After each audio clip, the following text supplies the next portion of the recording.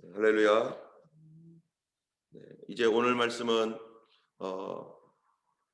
사도 이 사마리아에 복음이 전파되어진 내용과 이디오피아에 어떻게 복음이 증거되었는지에 대하여 말씀하고 있습니다. 우리는 어제 스테반 집사님이 복음을 전하고 또 율법 이전에 있었던 믿음에 관하여서 아브라함이 가졌던 믿음과 언약에 대하여서 그가 증거하고, 두 번째로 요셉, 모세와 마찬가지로 그들을 구원하고자 했던 사람들을 이스라엘이 거절했지만 그들이 그 거절받았던 그들의 구원자가 되었던 것처럼 예수님께서도 바로 이 의인으로서 이스라엘 민족에게 거절을 당했지만 바로 그가 참으로 성경에서 얘기하고 있는 메시아요, 그가 우리의 구원자다라고 하는 것을 증거했습니다. 또 어제 설교에서는 없었지만 성전에 관한 내용도 있었습니다. 성전에 관하여서 이스라엘 백성들은 성전이 고정되어 있어서 하나님은 성전에 계시다 생각하고 성전만이 하나님을 예배할 수 있는 유일한 장소라고 생각하면서 성전 중심의 그러한 것들을 집착을 했지만, 사실 솔로몬에게 말했던 말씀과 같이 하나님은 이 솔로몬이 지었던 그 성전에 계시는 하나님이 아니라 그분은 하늘은 나의 보좌요 땅은 나의 발등상이니 너희가 나를 위하여 무슨 집을 짓겠으며 나의 안식할 처소가 어디겠느냐 하신 말씀처럼 하나님은 온 땅의 하나님이시고 하나님은 온 우주에 계시고 성전에만 계시는 하나님이 아니라 지금 현재도 우리와 함께 하시는 하나님이다라고 하는 것을 증거했었습니다. 그리고 이러한 증거들을 통하여서 너희들이 목이 곧고 마음과 귀에 할례를 받지 못함으로 이 조상과 같이 성령을 지금도 거스리면서 의인이신 예수님을 죽였다라고 그렇게 증거할 때 그들이 마음이 찔렸는데, 그 찔린 마음을 가지고 어떤 사람은 이 5,000명 3,000명씩 회개를 했지만 이 종교 지도자들과 사내들인 공회에 있었던 이런 사람들은 똑같이 마음의 찔림을 받았어도 그 찔림을 분노로 표현하고 이 스테반을 없애겠다는 쪽으로 표현을 해서 스테반을 결국 순교를 하도록 그들이 그렇게 스테반을 죽이는 그런 일들을 자행했습니다. 이 일로 인하여서 이제 예루살렘 교회에 엄청난 핍박이 일어나게 되었죠. 그래서 이 8장 1절에 보면은 사울이, 이제 우리가 앞으로 변화될 바울이죠. 사울이 그가 죽임을 당함을 마땅히 여기고, 그리고 그날에 예루살렘에 있는 교회에 큰 박해가 있어서 사도 외에는 다 유대와 사마리아 모든 땅으로 흩어지게 됩니다. 이러한 그 핍박이 일어나는 그 원인이 뭔가? 이러한 핍박이 일어나는 원인은요, 그들의 영적인 눈이 가려져 있기 때문에, 무지 때문에 그렇습니다. 영적 무지는 사단의 강력한 무기입니다. 여러분, 무지라고 하는 것, 모르는 것은 얼마나 강력한 무기입니까? 양심의 가책조차 없이 그 일을 행하게 하는 것이죠. 이게 무지라는 것을 나는 몰라서 그랬어요, 모르기 때문에 어쩔 수 없어요 라고 말할 수 있습니다. 그러나 그 모르기 때문에 더 악하게, 더 양심의 가책도 없이 그러한 이 사람마저도 죽이는 이 일들을 자행할 수 있는 것이죠. 사단이 가지고 있는 영적 무지로 사람들을 계속해서 멸망과 또 핍박과 고난과 이런 것들로 이 사단이 속이고 있습니다. 그래서 사단의 이 별칭이 뭡니까? 거짓말장이요, 거짓의 아비요, 살인자다. 사단이 거짓말을 해서 사람들로 하여금 모르게 만들고 무지하게 만드는 것은 바로 사람들을 죽이고 멸망시키려고 하는데 목적이 있는 것이죠. 무지함으로 사람들이 그렇게 그 무지 속에서 죽어가는 것입니다. 때문에 사단은요, 지금도 수많은 사람들이 영적 무지 가운데 살면서 자기의 가정 안에서는 가정 안에 있는 그 자기 아내나 남편이나 자녀들을 핍박하게 만들고, 부모님이 또 자녀들을, 또 자녀들은 부모님을 핍박하게 만드는데, 그런데 문제는 뭐냐면은 그들이 자기의 자녀들과 아이들을 또 부모님을, 가족을 사랑하지 않아서가 아니라 무지 가운데 빠지게 함으로 그렇다는 거예요. 그가 어떠한 존재인지를, 하나님이 누구인지를 알지 못함으로 영적 무지 가운데 빠져버리면 이 일은 정말로 원수가 되게 만들어버리는 것입니다.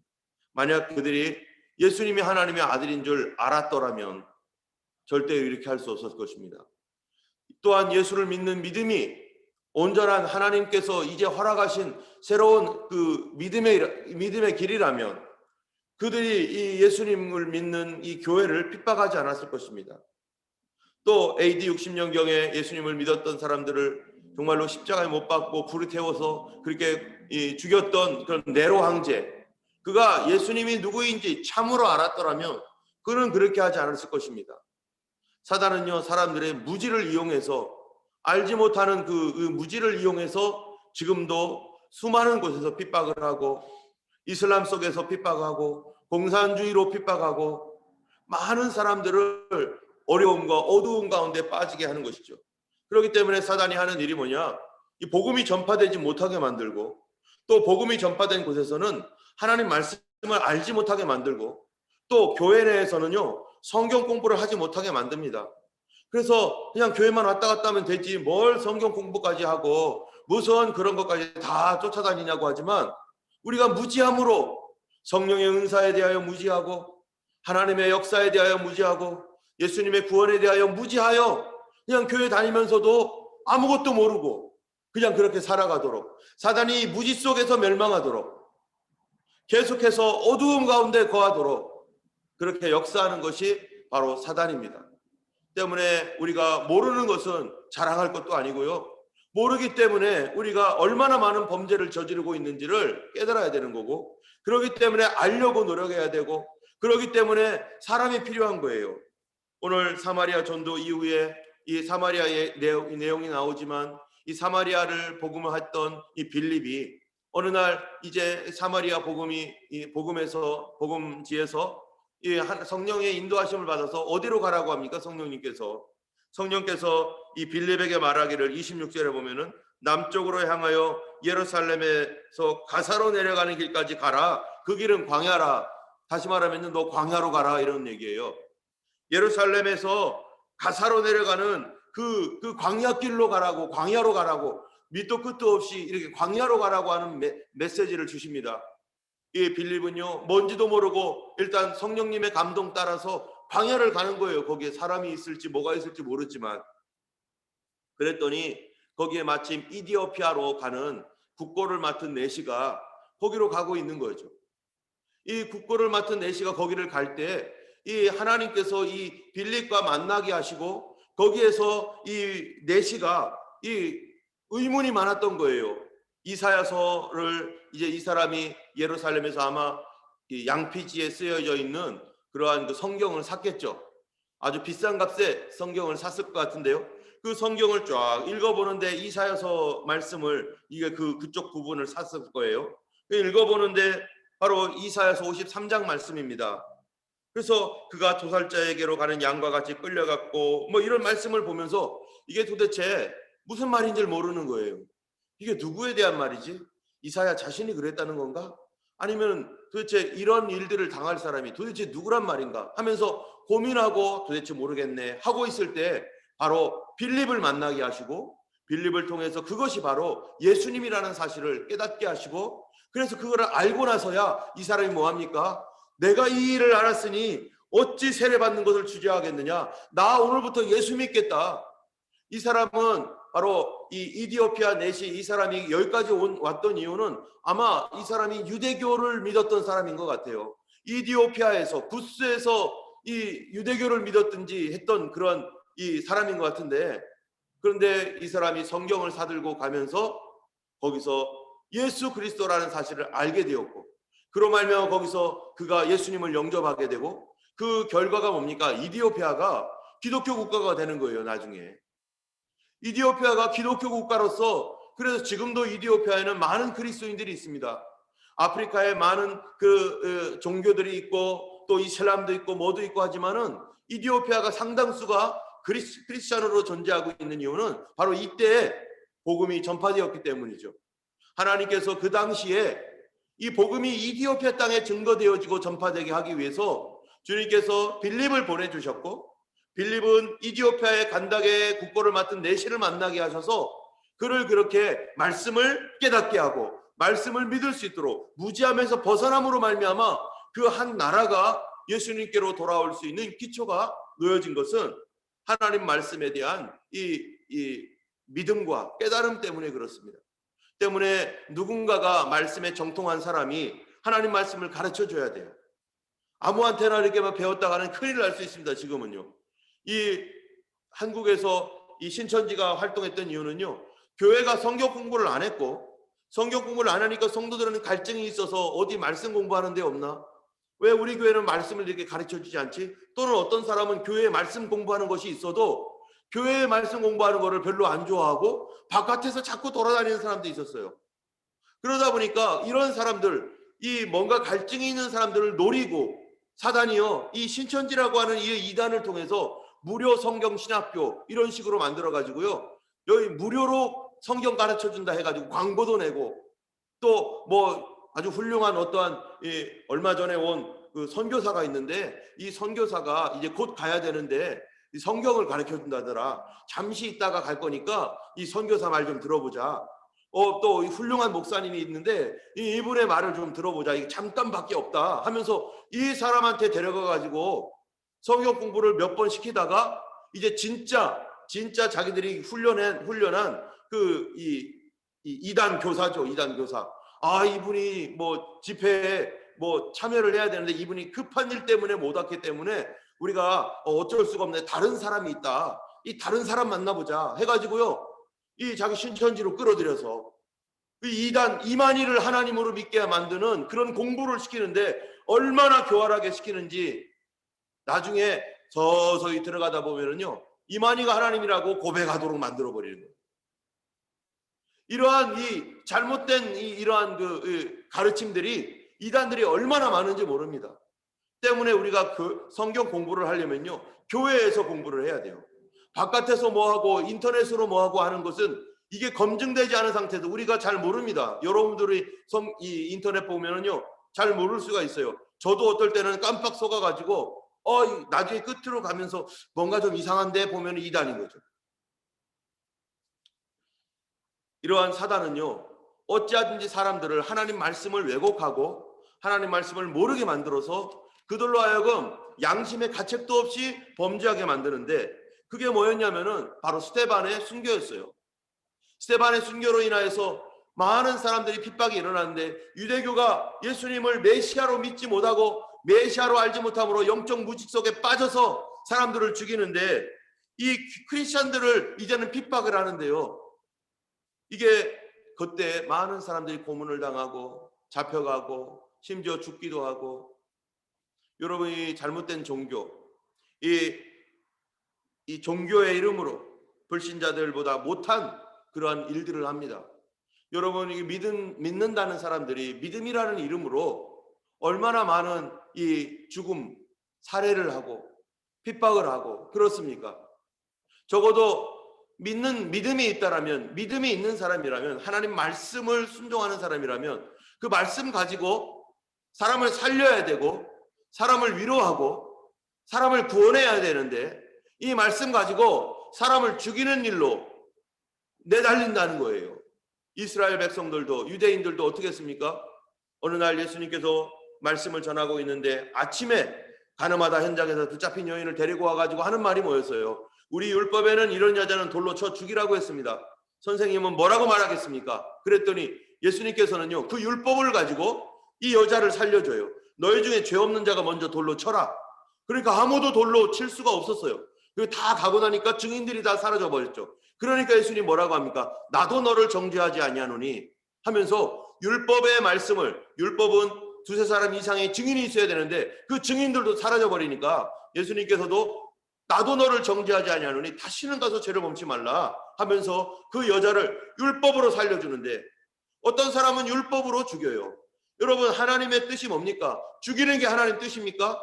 목 꽁꽁 묶어가지고 아무것도 못하게 하는 것이 하나님 뜻입니까? 그렇다면 예수님이 십자가에 왜 달려 죽었어요? 예수님이 우리를 대신하여 십자가에 죽으신 이유는 우리로 하여금 자유를 누리게 하고 우리로 하여금 죽음에서 생명으로 옮기고 사단의 권세에서 그 하나님의 아들의 그 영광으로 동참하게 하려고 예수님이 십자가에 달려 죽으신 거 아닙니까? 예수님은 우리를 살리려고 이 땅에 오셨고 아무리 악한 죄인일지라도 예수님 살리고자 오셨어요. 여러분 여기 보면은 스데반의 죽음에 가담했던 사울이 있습니다. 이 사울은 예수님을 미워했던 사람이고 예수 믿는 사람을 죽이려고 했던 사람이에요.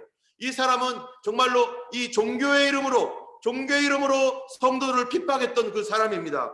그런데요, 사울에게 어떤 일이 생깁니까? 나중에 9장에 보면은요, 그 사울을 찾아오신 예수님을 미워하고 죽이려고 하고 예수님을 어떻게든 예수 믿는 사람들을 어떻게든지 끌어내리려고 했던 그 예수님께 대하여 악한 마음을 갖고 있던 이 사람을 예수님이 찾아오셨어요. 만약에 사울을 예수님이 찾아오지 않았더라면 사울은 영영이 죽었을 겁니다. 그 일로 심판을 받았을 거예요. 그런데 예수님이 그 핍박하는 사울을 찾아오셔서 사울이 거기서 예수님을 만나고 눈을 뜨게 되니까 사울이 이제 예수님을 전하는 사람이 되죠. 예수님이 그를 찾아왔을 때는 그를 죽이고 멸망시키고 심판하려고 찾아온 게 아니라 그 악함에서 돌이키고 그 어두움에서 돌이키고 그 죄에서 돌이켜서 이제는 영생의 삶을 살고 하나님 나라의 백성이 되게 하고 하나님의 영광을 위해 살아가는 새로운 사람으로 살도록 하나님이 사울을 찾아온 것입니다. 여러분, 주님이 우리를 찾아올 때 우리를 죽이고 멸망시키고 심판하러 찾아오는 것이 아니고 우리에게 어떤 마음을 주실 때 우리를 묶어버리고 죄에 꽁꽁 묶여서 아무것도 못하는 그런 사람으로 만들어버리려고 주님이 오시는 것이 아니라 성령님은 우리 가정을 해방시키고 나의 묶여있는 모든 삶을 해방시키고 두려움 가운데 떨고 있는 마음을 이제 담대함을 주시고 미움 가운데 묶여있는 마음을 용서하는 마음으로 그들을 화해시키고 그리하여 하나님과 사람과의 관계가 회복되어지고 나와의 관계가 회복되어지도록 예수님이 찾아오시는 것이죠. 그리하여 우리를 구원하시고 살리시려고 예수님이 오시는 것입니다.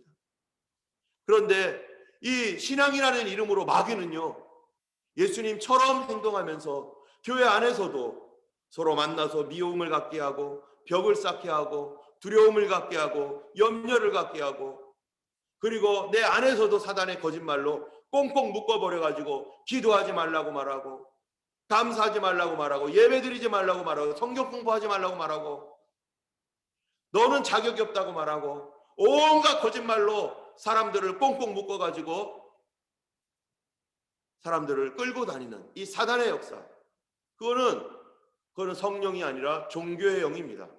거짓의 영입니다. 유대교는요, 거짓의 영으로 완전히 덮어버려가지고 많은 사람들을 이렇게 종교의 이름으로 핍박해서 불신자들도 그렇게 안 합니다. 안 믿는 사람들도 안 하는 그런 짓을 하게 해요. 여러분, 예수님 믿는 사람이 사단에게 잘못 경도되면 또 말씀을 잘못 배우면요, 안 믿는 사람보다 못해요. 차라리 안 믿는 사람은 모르니까, 그런 것이 뭔지 모르니까 그런 길로 빠지지도 않죠. 그런데 안 믿는 사람조차도 하지 않는 식으로 그렇게 인격적으로 파탄이 나고 그들의 삶이 엉망이 되고, 여러분 TV에 가끔 가다가 이렇게 보여지는 이단들의 얘기를 들어보면은 우리가 예전에 얼마나 그러한 그 말도 안 되는 상식에서도 벗어난 그런 일들이 얼마나 일어납니까? 그래서 손가락질 당하고 안 믿는 사람조차도 하지도 않는 일들을 자행하는, 어쨌든 이 스데반은요, 이렇게 하여서 참으로 고난을 당하고 첫 번째 순교자가 되고요. 그 일로 인해서 예루살렘에 있는 1절에 보면은 교회에 큰 박해가 있어 사도회에는 유대와 사마리아 모든 땅으로 흩어지니라. 사도회에는 도저히 남을 수가 없었어요. 사도들은 교회를 지켜야 되겠고 예루살렘을 지켜야 된다고 하면서 순교를 각오하고 그들은 예루살렘에 남았고요. 이제 더 이상 어떻게 할 수 없는 그런 이제 믿음 생활한 지 얼마 되지 않은 성도들입니다. 거기에 있는 사람들이 이제 교회가 세워지고 이제 성령의 역사가 일어나고 하면서 몇 년 됐겠어요.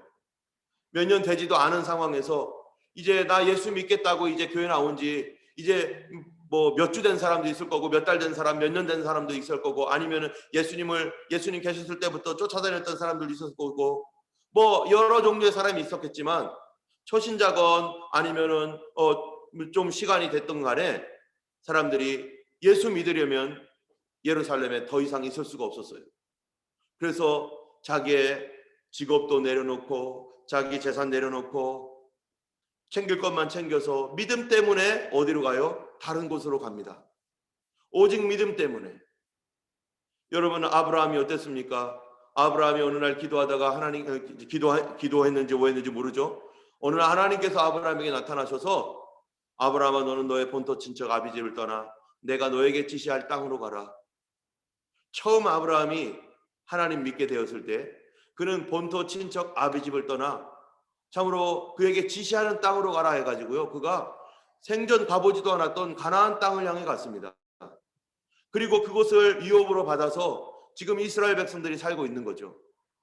하나님을 처음 믿을 때, 예수님 처음 믿을 때 본토 친척 아비집을 떠나야 되는 상황이 되었어요. 그가 떠났던 이유는 바로 하나님을 믿는 믿음. 그것이 뭐였습니까? 하나님이 우리에게 생명을 주시는 하나님이구나. 나에게 아이가 없는데 아이를 주실 하나님을 내가 믿고 가겠습니다 하고서 그는 큰 믿음의 모험을 떠났습니다. 이제 신약교회가 처음 세워질 때 예루살렘에 남아있을 수가 없어서 그들은 이 믿음 하나 때문에 자기의 본토 친척 아비집이에요. 이 본토 친척 아비집을 떠나서 주님께서 지시하는 땅, 각 사람마다 달랐어요.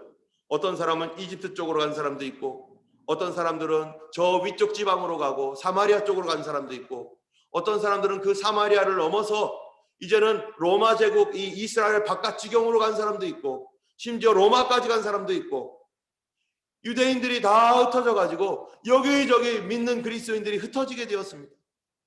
그들이 각자마다 뭐예요? 믿음의 조상이 되어서 아브라함처럼 믿음 때문에 자기가 어디로 갈지 모르고 갈 바를 알지 못하고 그냥 걸어가서 어느 도시, 어느 마을, 어느 지역에 정착을 하여 사는데 바로 거기가 자기는 갈 어디인지 모르고 갔지만 그곳이 바로 하나님께서 예비하시고 예정하신 그들의 땅이게 되는 것이고, 아브라함처럼 거기서 믿음의 생활을 다시 시작하면서 예수 믿는 믿음으로 그곳에서 신앙생활을 하게 되는 거죠.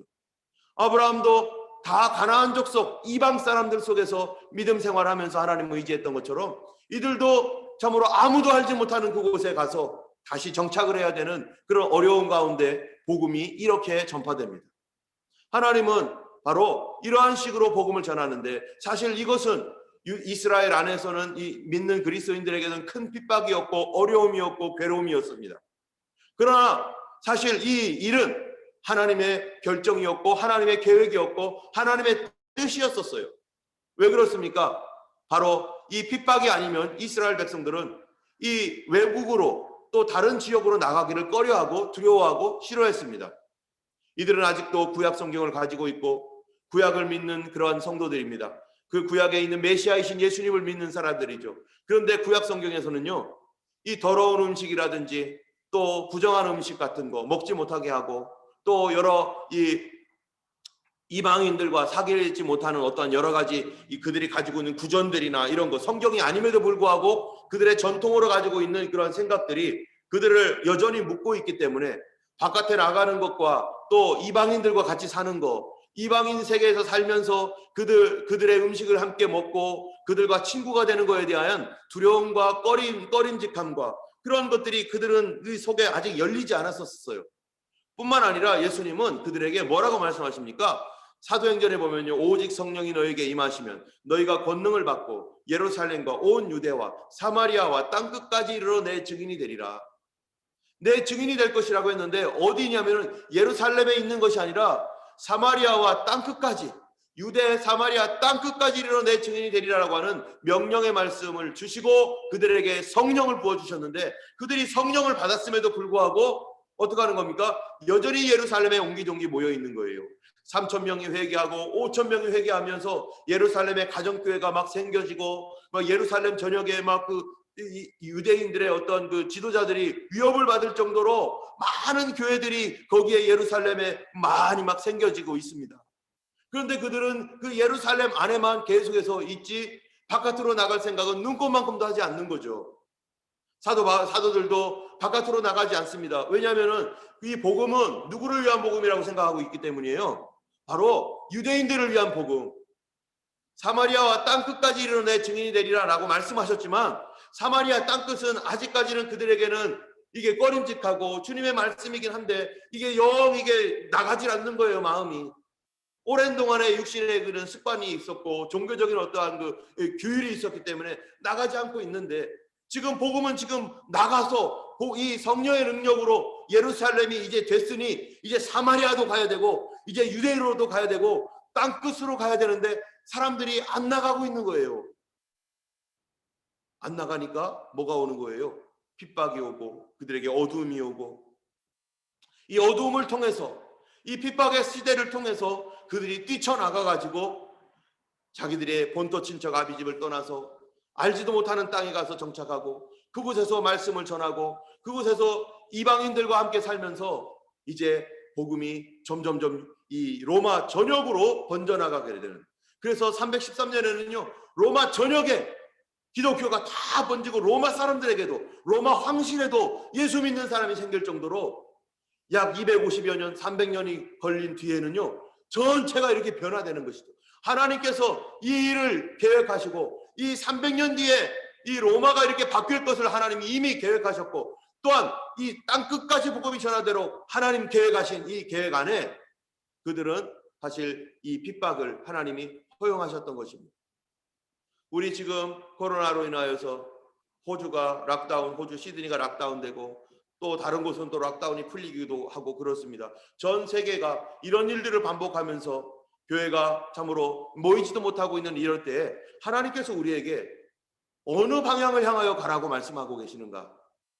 지금은 옛날처럼 프레스를 하면서 핍박을 하면서 여기서 못 살게 하고 뭐 그런 건 아니잖아요 지금. 그런데 교회는 모이지 못하고 또 이 성도들은 흩어져서 이게 이렇게 있는 상황에서 이러한 가운데 하나님은 지금 이거가 지금 온 세대 가운데 단 한 번도 이런 일이 없었던 이런 시대에 살고 있는데, 그렇다면 하나님 우리에게 뭐를 요구하고 계시고 무엇을 원하고 계시는지에 대하여 우리가 기도해야 될 것입니다. 하나님께서 우리에게 새로운 방향을 주시고 새 길을 열어주셨는데 우리가 알지 못하고 그냥 이런 방식으로 그냥 이렇게 사는 것이 옳은 건가? 하나님께서는 새로운 창조적인 역사로 이때에 우리에게 무엇을 주실지를 우리가 고민하며, 그러기 위해서 우리가 이 시간이 기도하는 시간이 되는 거죠. 하나님 우리를 어디로 인도하시겠나이까? 어떻게 하나님의 사역을 담당하도록 하겠나이까? 무엇이 하나님의 뜻이겠나이까? 우리는 어떤 방식으로 주님의 복음을 전해야 되겠나이까? 아직 전해지지 않고 있기 때문에 무언가 주님께서 주님이 오실 날은 가까우고 있는데 교회들은 복음을 전하고 있지 않다면 이런 어두움을 속에서도 주님 무슨 일을 하실 텐데 그러면 우리가 무슨 일을 할까요? 여기에 대하여 하나님 앞에 깊이 고민하며 기도해야 될 것이고 하나님께서 주시는 방향을 우리가 알아야 될 것입니다. 주님께서 우리에게 하고자 하시는 메시지가 있는 것이죠. 이때 우리가 아무것도 하지 않고 가만히 있으면서 기도도 하지 않고 예배는 일주일에 한 번만 겨우 모이고 이런다면요 귀가 멀어버리고 눈이 멀어버리고 그동안에 있었던 모든 깨어 있었던 건 다 멀어버려서 다 잠자는 그런 처녀와 같이 될 겁니다. 이때 잠자는 사람이 있는가 하면 이때 깨어나서 새로운 방향을 보고 하나님께서 주신 메시지, 하나님께서 주신 계시를 받고 그리하여 그 길로 향하여 가는 교회가 있는가 하면, 그렇지 않고 오히려 믿음이 다 떨어져서 사단에게 잡혀가지고 사단이 원하는 대로 무너지고 깨지는 사람들도 있을 것입니다. 분명히 이제 이 코로나의 어떤 이런 기간이 한참 지난 다음에 분명히 그 결과가 보일 거예요.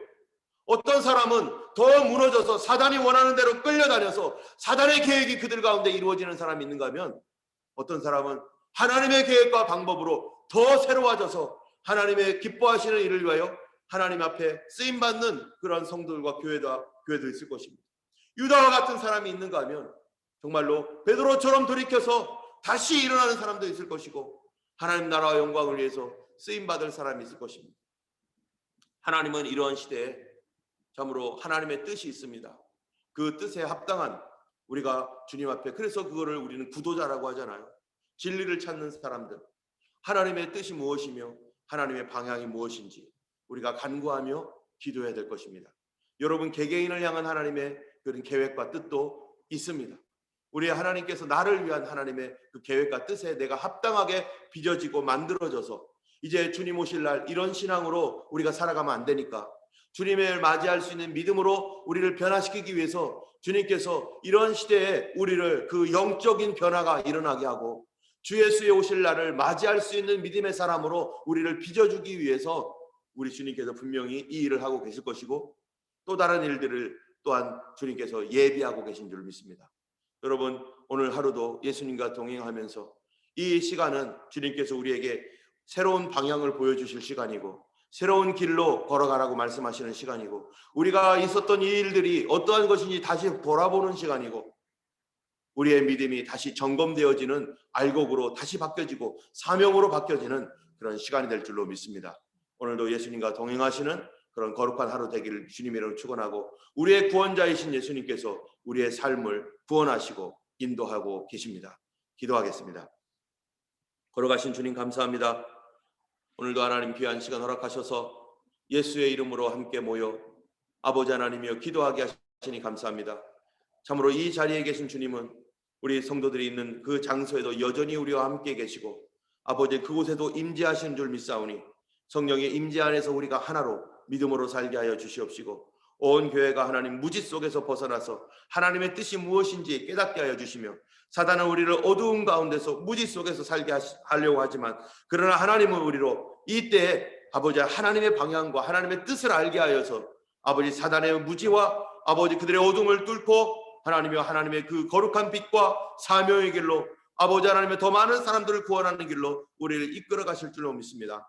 주님, 주께서 말씀하시는 바를 듣는 귀한 시간이 될 수 있게 도와주시고 성도들의 여러 가지 어려운 사정을 주님 아시오니 이때 예수님과 동행하며 믿음으로 살아가는 법을 배우며 하나님께서 주시는 공급을 받는 놀라운 시간 되게 하여 주시옵소서. 오늘도 하나님이 우리 주님 함께하여 주시고 예수 안에서 하나님의 승리케 하여 주실 줄 믿사오며 우리 주 예수님 이름으로 기도드렸습니다. 아멘. 하늘에 계신 우리 아버지 이름이 거룩히 여김을 받으시오며 나라의 임하옵시며 뜻이 하늘에서 이룬 것 같이 땅에서도 이루어지이다. 오늘날 우리에게 일용할 양식을 주옵시고 우리가 우리에게 죄 지은 자를 사하여 준 것 같이 우리 죄를 사하여 주옵시고 우리를 시험에 들게 하지 마옵시고 다만 악에서 구하옵소서. 되게 나라와 권세와 영광이 아버지께 영원히 있사옵나이다. 아멘. 오늘도 예수님 안에서 승리하시는 하루 되기를 주님의 이름으로 축원합니다. 우리 함께 기도하겠습니다.